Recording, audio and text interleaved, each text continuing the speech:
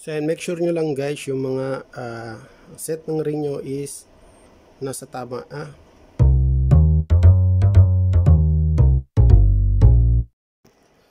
So good day guys, Mac Garage again, and today guys tuturo ko naman sa inyo ngayon kung paano mag lagay ng piston ring at saka ilagay yung kanyang piston dito sa ating block. So now i-flip natin yung block, yan, dapat nakagano naman, tapos ipapasok natin dito yung ring. So make sure nyo lang guys na meron kayong proper tools. So dapat meron kayong ganito pang compress nya, okay? And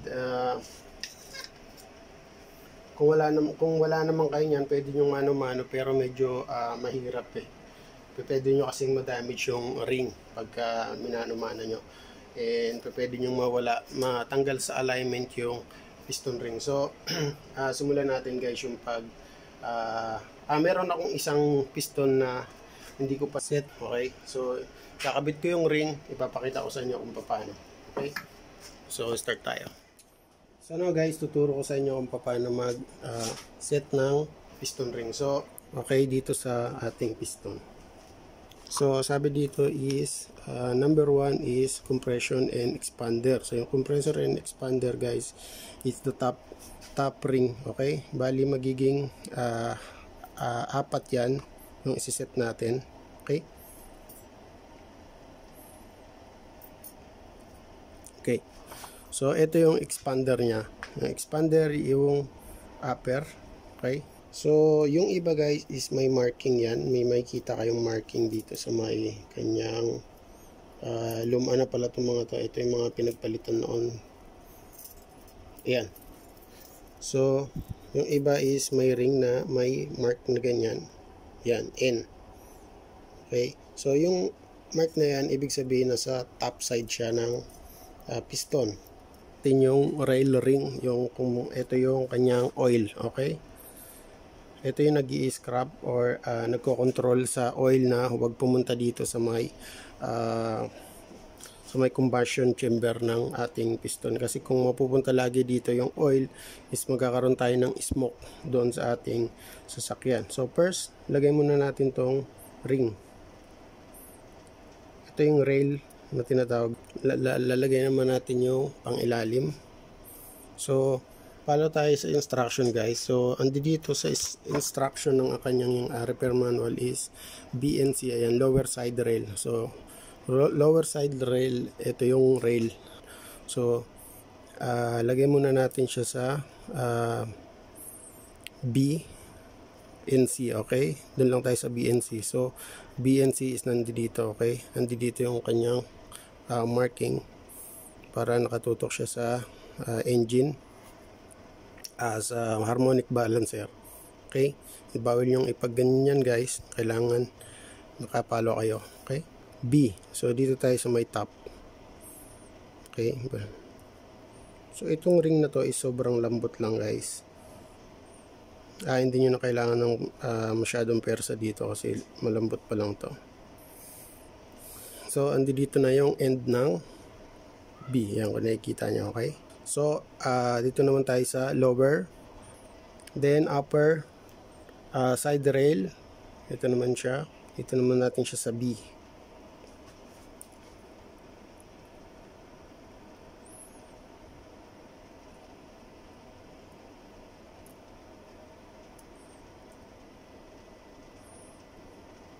So kung napapansin nyo guys, nag-reuse tayo ng ring Y, kasi guys hindi naman tayo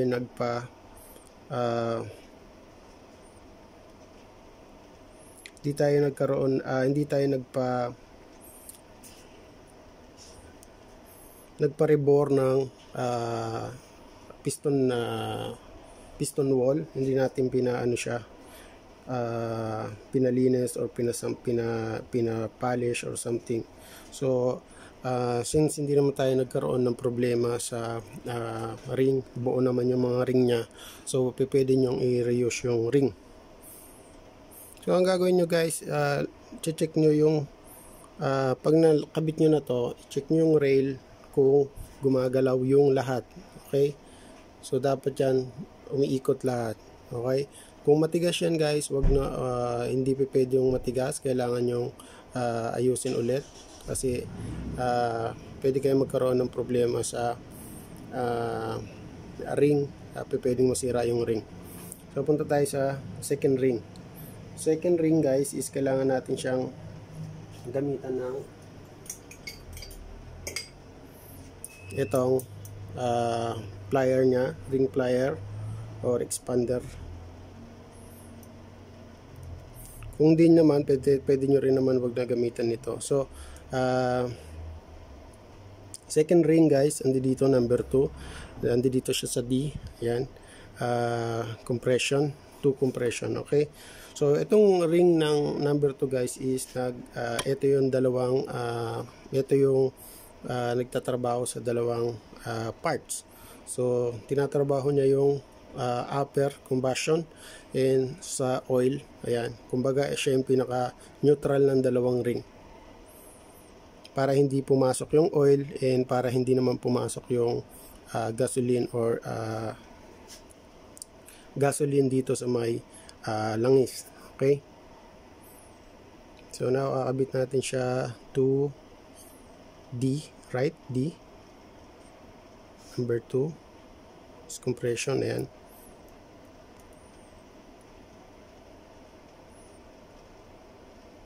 so wag nyo i-over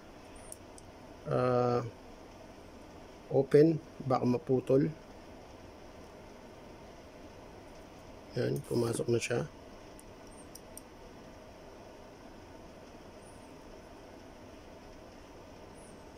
Yan, nandito siya sa may D. Yan, so ito naman yung isang to is A.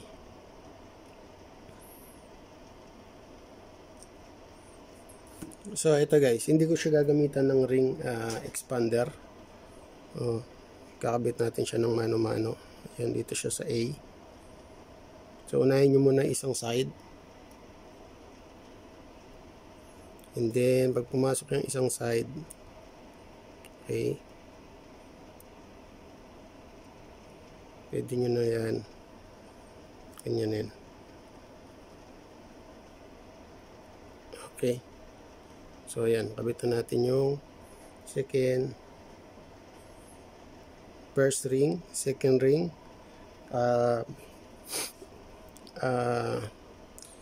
yung rail ng ating upper and lower rail ring, side ring. Yan, 1, 2. So lilinisin nyo muna to. Okay, and now kailangan natin dito ng itong pang press. So kung makikita nyo yung pang press is meron siyang gatla dito. So yung gatlang yan is dito yan para hindi lumusot sa loob, kasama tong pang press. So gagawin natin is lalagyan natin ng langis to, or yung lalagyan natin lang yung ring, and itong cylinder wall nya kailangan may langis din. Okay, pihit muna natin to. So and make sure nyo lang guys yung mga set ng ring nyo is nasa tama.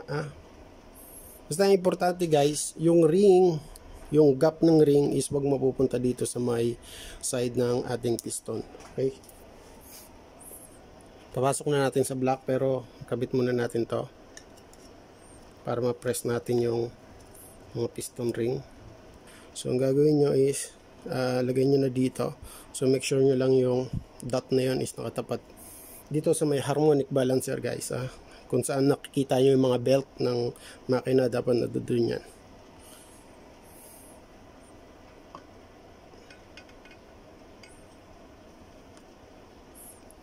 Okay, now pupukpukin nyo muna yung top para magpantay.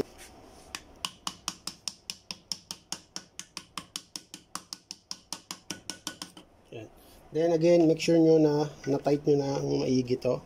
Kasi pag hindi nyo na-tight pa ng maigi guys, pwede nyo masira yung mga ring nyo sa ilalim. Yan. So yan, tight naman na siya so far. Okay, now tuktukin natin to. Oops.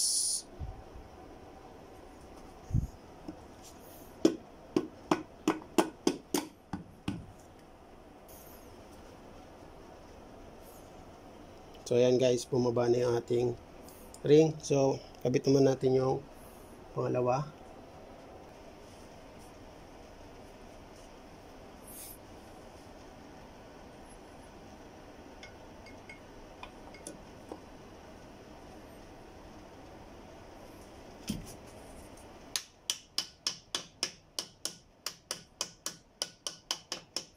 Okay. Another tightening.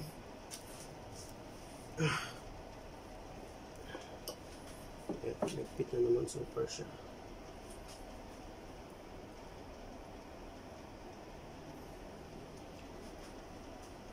Now gamitin natin tong handle para ma-down yung piston.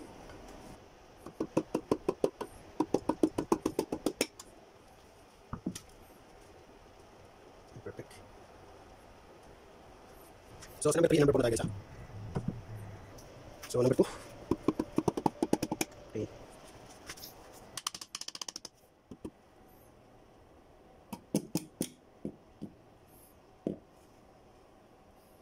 Ayan guys, natapos na natin yung pagkabit ng mga piston. So now, piplip natin ulit guys, taob natin, lalagyan naman natin yung mga connecting rod bearing.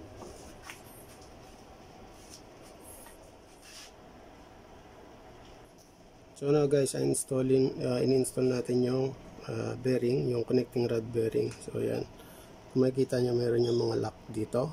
Yan.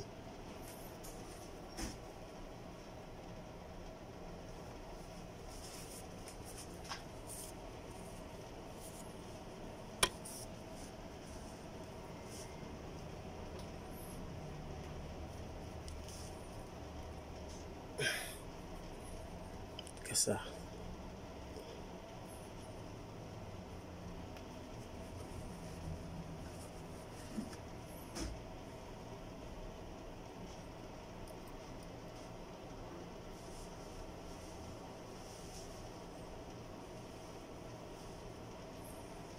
Okay.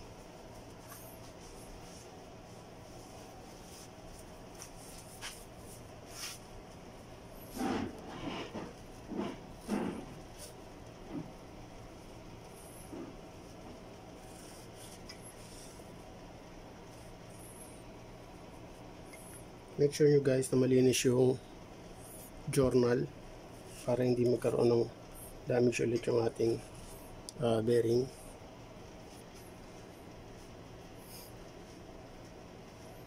So kung makikita nyo sa piston guys is meron yan mga marka, yan ganyan. Tapos meron yan hati ng G, katulad nito G. Okay. Yan, letter G yan. So hanapin mo yung kaparehas niyan.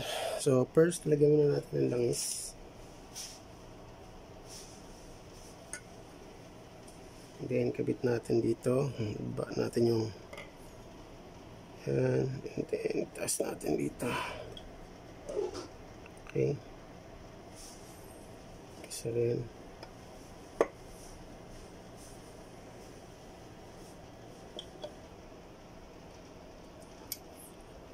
So ito yung sinasabi ko sa inyo guys. Makita nyo yung ayan yung letter, yung G. Kita nyo, now ayan yung karugtong nya. Mabubuo na yung letter G. Okay. So ibig sabihin ito yung partner nya. So yung isa naman hanapin natin. Ayan guys. Kita nyo, nabuo yung letter G. Okay.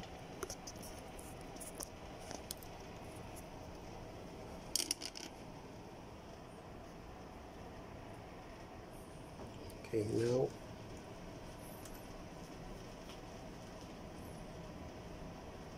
so dito rin guys, kailangan ilog nyo rin yan, katulad yan, dapat may langis din yan ng konti para magtama yung torque spec na itatay nyo dito sa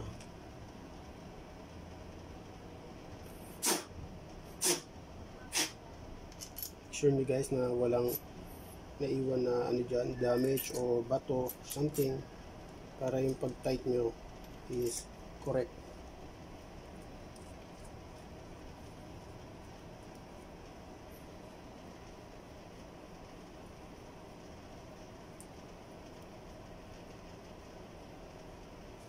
So torque spec nya guys is 11 foot-pound and 90 degree ulit, okay? So set natin yung ating torque wrench to 11 foot-pound.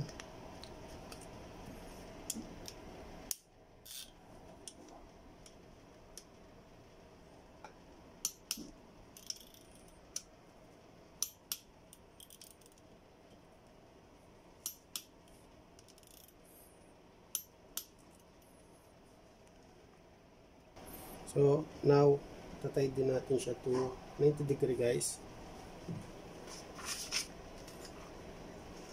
Lagyan natin ng marking.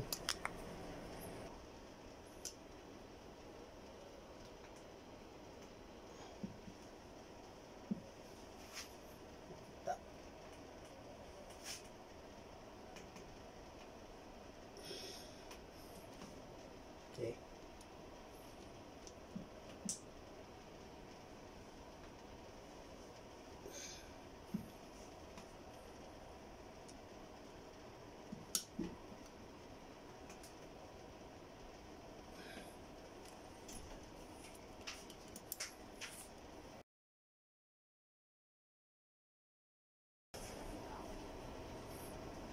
So, taas natin to.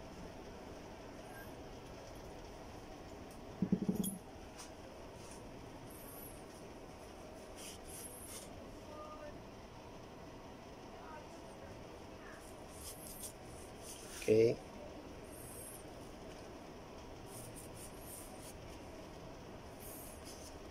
Para kabit naman natin tong dalawa.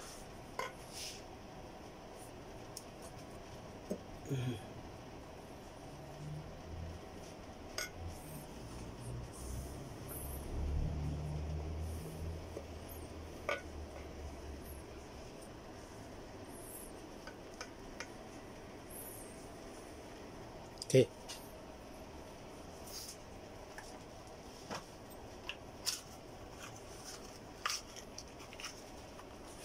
So ito yung spare parts guys ng bearing set.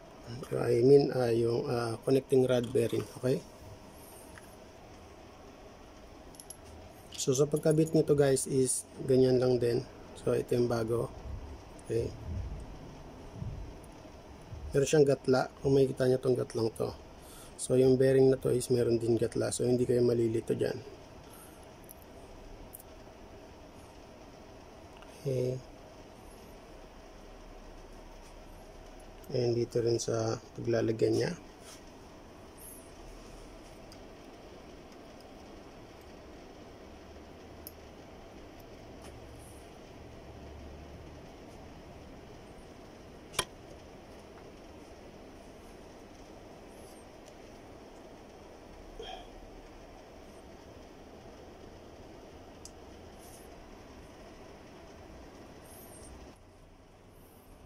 So, lagyan natin ng oil.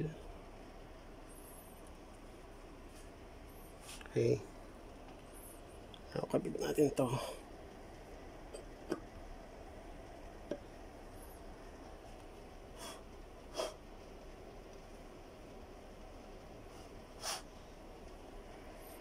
This number 4 cylinder.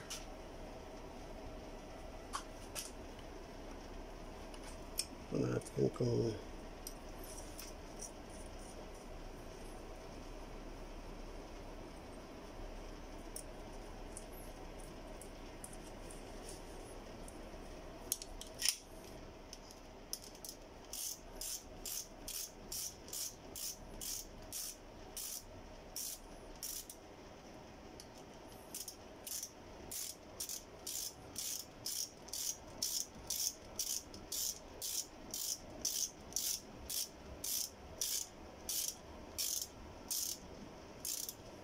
okay. So 10 foot-pound, 11 foot-pound again.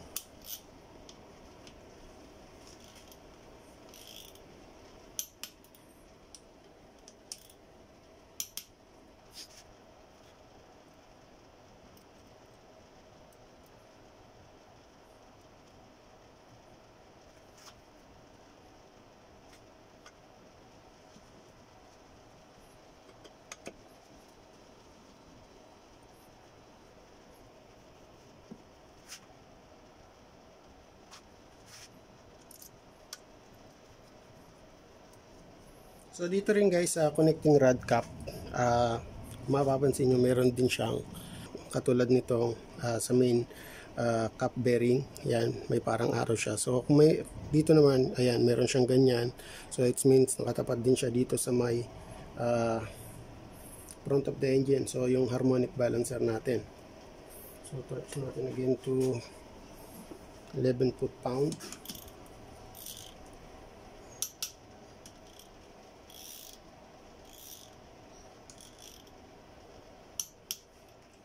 So now, set natin to 90 degree. So lagyan natin ng marka.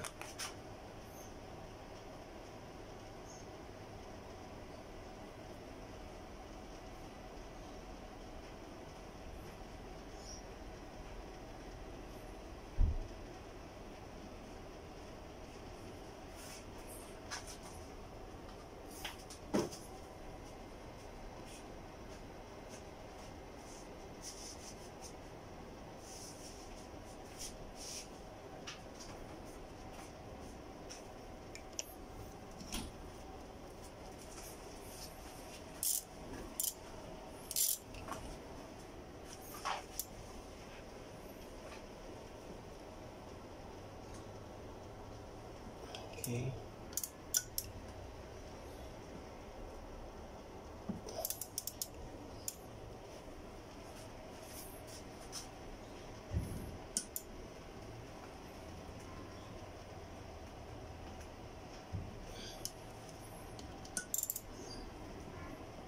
Oops.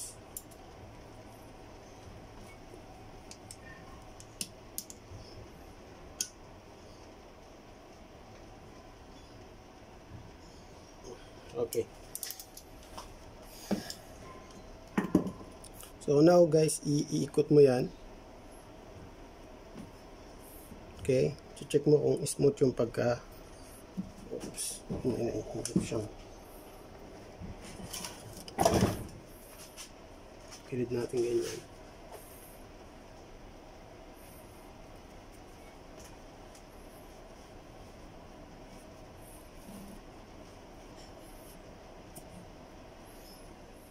So this time guys, ang gagawin natin, check natin yung piston kung higupin yung ating kamay. Okay. Yan. So pababa yan. Yan.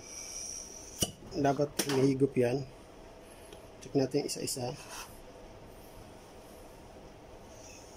Okay.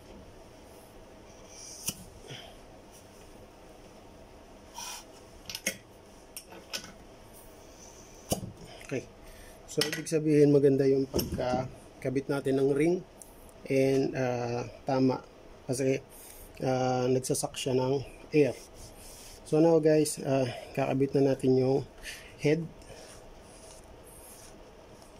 May oras pa ba tayo? So, tomorrow guys is pabalik ulit tayo dito para gumawa ulit ng another video. Kakabit naman natin yung head, to yung kanyang cylinder head. So ituturo ko naman sa inyo kung paano magkabit ng cylinder head dito sa ating BIOS.